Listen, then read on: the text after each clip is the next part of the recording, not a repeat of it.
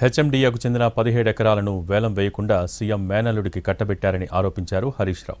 మీడియాతో చిట్చాట్ చేసిన ఆయన రేపు నిజ నిర్ధారణ కోసం బీఆర్ఎస్ నేతలు సైట్ విజిట్ చేస్తారని చెప్పారు.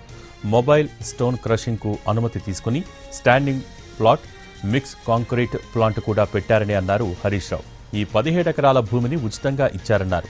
సీఎం రేవంత్ రెడ్డికి పాలన రావటం లేదని, ఐఏఎస్, ఐపీఎస్లను పూటపూటకు మారుస్తున్నారని విమర్శించారాయన. ఇప్పటికే 5 సార్లు ఐఏఎస్లను మార్చారని చెప్పారు.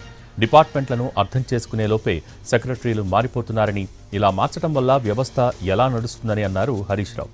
జీహెచ్ఎంసీలో 4 కమిషనర్లు మారారన్నారు. సింగరేణి, ఆరోగ్యశ్రీ, పంచాయతీరాజ్ ఇలా ఏ శాఖ తీసుకున్నా కమిషనర్లు అలా వచ్చి ఇలా ట్రాన్స్ఫర్ అవుతున్నారని చెప్పారు. ప్రభుత్వానికి నచ్చినట్టు పనిచేయకపోతే మార్చేస్తున్నారని అన్నారు హరీష్ రావు.